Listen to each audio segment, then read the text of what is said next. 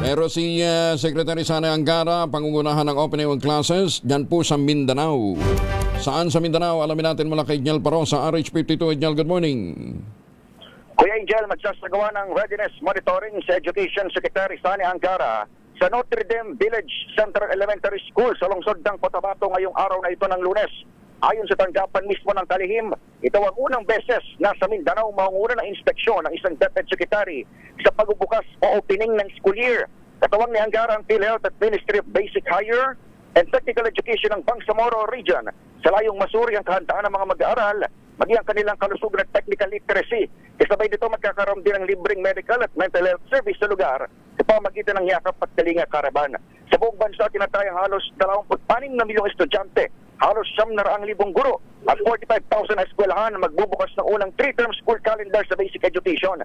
Nakalerto naman ang Philippine National Police na una na nagpakalat na 55 tauhan sa paligid ng mga school zone para ngayong pag-eskwela. Ako si Edniel Barrosa, Rizal H. Una sa Pilipinas, una sa Pilipino. Maraming salamat, Edniel.